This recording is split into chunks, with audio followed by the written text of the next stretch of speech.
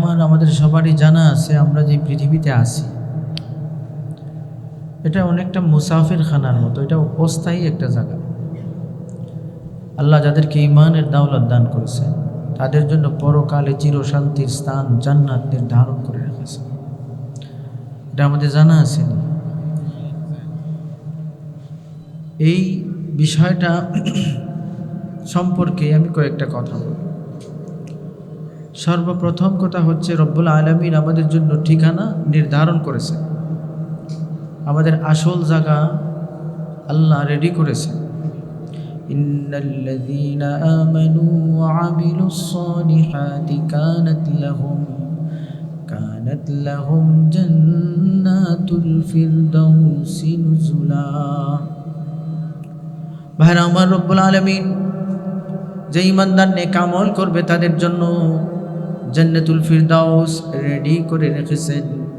আল্লাহ চূড়ান্তভাবে চিরশান্তির স্থান জান্নাত ঈমানদারদের জন্য নির্ধারণ করেছেন। রব্বুল আলামিন শুধু জান্নাত আমাদের জন্য রেডি করেছেন এটাই না, আমাদের যাতে সেখানে যাওয়ার আগ্রহ তৈরি হয়, আমরা যাতে আগ্রহের সাথে জান্নাতের দিকে যাই, সেজন্য রব্বুল আলামিন জান্নাতের বর্ণনা আমাদেরকে জানিয়েছেন, খবরও জানাইছেন। দুনিয়াতে থাকতেই জান্নাতের বিবরণ দিছেন, বানাইছেন, খবর জানাইছেন। কেন? যে সুখ, শান্তি, আরাম এগুলো যদি আমরা দুনিয়াতে থাকতে জানতে পারি, সেখানে যাওয়ার একটা আগ্রহ, প্রেরণা তৈরি হবে। 3 নম্বর কথা হলো আল্লাহ রব্বুল আলামিন আমরা যাতে গুরুত্ব দিয়ে সেখানে যাই, এই জান্নাতে যাতে আমরা গুরুত্বের সাথে যাই, সেই জন্য আল্লাহ নিজের পক্ষ থেকে যাওয়ার জন্য আমাদেরকে দাওয়াত পাঠাইছেন। বলেন সুবহানাল্লাহ। ওয়াল্লাহু ইয়াদউ ইলা দারিস সালাম। আল্লাহ শান্তির আবাসস্থলের দিকে ডাকতেছেন, মানে জান্নাতের দিকে ডাকতেছেন। রব্বুল আলামিন আমাদেরকে যাওয়ার জন্য শুধু দাওয়াত দিয়েছেন সেটা না, তাড়াতাড়ি যাওয়ার জন্য বলতেছেন, তাড়াতাড়ি চলে আসো। ওয়াসারিউ ইলা মাগফিরাতিন মির রাব্বিকুম ওয়া জান্নাতিন আরদুহাস সামাওয়াতু ওয়াল আরদ। আল্লাহ বলেন জলদি করো, তাড়াতাড়ি করো, দৌড়ে আসো তোমার রবের ক্ষমার দিকে এবং জান্নাতের দিকে, যার পরিধি হলো আসমান সমূহ এবং জমিনের মতো। অর্থাৎ আল্লাহ তাড়াতাড়ি সেখানে যাওয়ার জন্য আমাদেরকে ডাকতেছেন,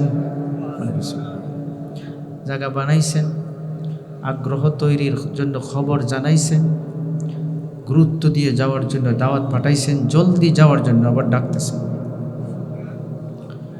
4 নম্বর হলো আল্লাহ রব্বুল আলামিন সেখানে নিরাপদে সহজেই যাওয়ার জন্যেই যাওয়ার ব্যবস্থাটাও আমাদের জন্য নিজেই করছেন।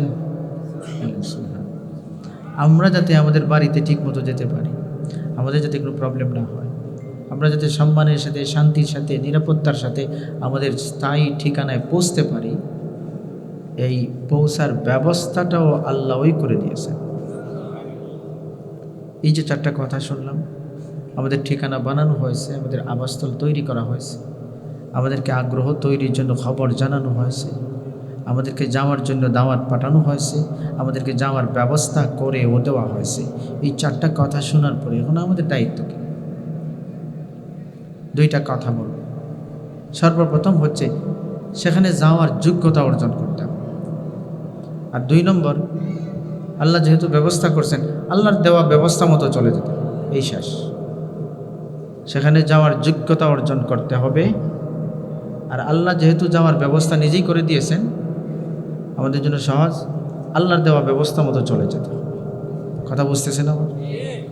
আগের 4 কথা শোনার পরে এই 2টা বিষয় আমাদের উপরে আসে। আল্লাহ জায়গা বানাইছেন, খবর জানাইছেন, দাওয়াত দিছেন, ব্যবস্থা করছেন। আমাদের দায়িত্ব 2টা, সেখানে যাওয়ার যোগ্যতা অর্জন করা আর আল্লাহর দেওয়া ব্যবস্থা মতো চলে যাওয়া। এই কাম শেষ। ভাইরা আমার, আসেন এই 2টা কথা একটু বুঝে নেই। সেখানে যাওয়ার যোগ্যতা অর্জন কিভাবে করব, এই কোয়ালিটি কিভাবে অর্জন করব, এর মধ্য থেকে অন্যতম একটা বিষয় শুধু বলি, জান্নাতে যাওয়ার যোগ্যতা অর্জন করতে হলে যে বিষয়গুলোকে গুরুত্ব দিতে হবে এর অন্যতম হলো আমাদের চরিত্র, আখলাক। আমাদের আখলাক ভালো হতে হবে, মনটা পরিষ্কার হতে হবে। মনের মধ্যে বিষ নিয়ে জান্নাতে যাওয়ার চান্স নাই। অন্য মানুষের প্রতি হিংসা, বিদ্বেষ, মানুষের উন্নতি সহ্য করতে পারে, মানুষকে কষ্ট দেওয়ার নিয়ত নিয়ে ঘুরে, কারে সাইজ করবে, কার উপর প্রতিশোধ নিবে, কারে বিপদে ফেলবে, কার জিনিস আত্মসাৎ করবে, কাকে কিভাবে হেনস্থা করবে, অপমান করবে, নিচে ফেলে দিবে, এই সমস্ত চিন্তাধারার কাজকর্ম যাদের সাথে থাকবে এই জান্নাতে যাওয়ার যোগ্য হতে পারবে না। মানুষকে কষ্ট দিলে, বিশেষ করে মানুষকে কষ্ট দিলে বন্দেগী দিয়ে পার পাওয়ার চান্স নাই। আমরা তো মনে করি ইবাদত বন্দেগী দিয়ে জান্নাতে চলে যাও, মনে রাখবে চরিত্রের মধ্যে গণ্ডগোল থাকে, মানুষকে কষ্ট দেওয়া যদি থাকে পার পাওয়ার চান্স নেই। এক মহিলা প্রতিবেশীরে কষ্ট দিত। ভাইরা আমার, সাহাবায়ে কেরাম মহিলার ব্যাপারে নবীজির দরবারে আলোচনা করলেন। মহিলা এত আবিদা, এত বন্দেগী করে, সারাদিন সারা বছরই প্রায় প্রতিদিন নফল রোজা রাখে, সারা রাত নামাজ পড়ে, তাহাজ্জুদ পড়ে, এত বন্দেগী করে।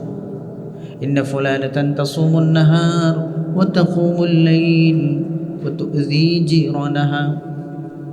শুধু একটা মন্দ কাজ করে, সেটা হলো তার প্রতিবেশীরে কষ্ট দেয়। সারা দিন রোজা রাখে, সারা রাত নামাজ পড়ে, এত বন্দেগী করনেওয়ালা মহিলা, একটাই শুধু সমস্যা, পাশের মানুষদের কষ্ট দেয়। নবীজির কাছে সাহাবায়ে কেরাম এই মহিলার ব্যাপারে আলোচনা করছে। নবীজি জবাব দিলেন, ক্বালা হিয়া ফিন্নার। কোনো ধরনের ব্যাখ্যা করলেন না, সোজা বলে দিলেন এই মহিলার ঠিকানা হবে জাহান্নাম। সেজন্য মনে রাখতে হবে, জান্নাতে যাওয়ার যোগ্যতা অর্জন করতে হলে আদত, খাসলত, চরিত্র, আখলাক ভালো হতে হবে, অন্তরটা পরিষ্কার থাকতে হবে। হিংসা নিয়ে ঘুরলে জান্নাতের যোগ্যতা হারাবেন, বিদ্বেষ নিয়ে ঘুরলে জান্নাতের যোগ্যতা হারাবেন। অন্তরটাকে পরিষ্কার রাখবো, চরিত্র আখলাক এমন রাখবো, কথায় ব্যবহারে কাউকে কষ্ট দিব না, এমন একটা মানুষ যদি হয়ে যাই, তাহলে আমি জান্নাতের অন্যতম যোগ্যতা অর্জন করতে পারব। ভাইরা আমার, নবীজির 10 বছরের খাদেম হযরত আনাস রাদিয়াল্লাহু তাআলা আনহু ফরমান, কুন্না জুলুসাম মা রাসূলিল্লাহি সাল্লাল্লাহু আলাইহি ওয়াসাল্লাম, আমরা নবীজির সাথে বসে আছি। ফাকালা ইয়াতলুউ আলাইকুমুল আন রাজুলুম মিন আহলিল জান্নাহ। নবীজির সাথে বসে আছি, হঠাৎ নবীজি বললেন, এখন একটা মানুষ আসতেছে, সে হলো বেহেশতি মানুষ। সবাই দরজার দিকে তাকালেন, আসে কে? ফাতালা রাজুলুম মিনাল আনসার তানতুফু লিহিয়াতুহু মিন ওযু قد علقنا عليه في يده اليسرى فسلم। একটা মানুষ এসে ঢুকলেন, এক আনসারী সাহাবী ঢুকলেন। অন্যান্য বর্ণনায় ওনার নাম এসেছে, এই সাহাবীর নাম হলো হযরত সাদ ইবনে আবি ওয়াক্কাস রাদিয়াল্লাহু তাআলা আনহু। হযরত সাদ ঢুকছেন, ওযু করে এসেছেন, দাড়ি থেকে পানি পড়তেছে, জুতা জোড়া বাম হাতে নিয়ে মসজিদের মধ্যে ঢুকছেন, সালাম করে বসে গেছেন। নবীজি বলেছিলেন, এখন একটা মানুষ আসতেছে, সে হলো বেহেশতি। সাহাবায়ে কেরাম দেখে নিলেন, তিনি হলেন হযরত সাদ রাদিয়াল্লাহু তাআলা আনহু।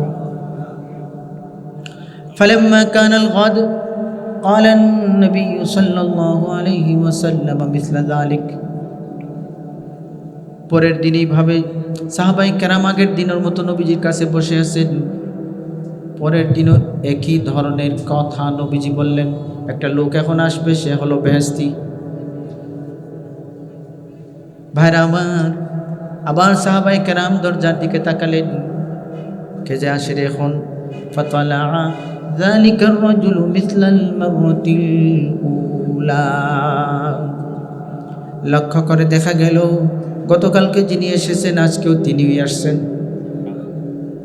فلما كان اليوم الثالث قال النبي صلى الله عليه وسلم مثل مقالته أيضا। তৃতীয় দিন সাহাবায়ে কেরাম বসা, তৃতীয় দিনও একই ধরনের কথাই নবীজি বললেন যে এখন একটা মানুষ আসতেছে, সে হলো বেহেশতি। এটা 3 নম্বর দিন। فطلع ذلك الرجل على مثل حاله الأولى। দেখা গেল 3 নম্বর দিনও যিনি এসেছেন ওই তিনিও হযরত সাদ রাদিয়াল্লাহু তাআলা আনহু। লাগাতার 3 দিন নবীজি এক কথা বলেন আর একজনই আসে। নবীজি শুধু বলেন এখন একটা লোক তোমাদের কাছে আসবে, সে হলো বেহেশতি। এরপরই হযরত সাদ রাদিয়াল্লাহু তাআলা, প্রথম দিনও, দ্বিতীয় দিনও, তৃতীয় দিন। সাহাবায়ে কেরামের মধ্যে আলোড়ন সৃষ্টি হয়ে গেছে, না জানি উনি কেমন আমল করেন।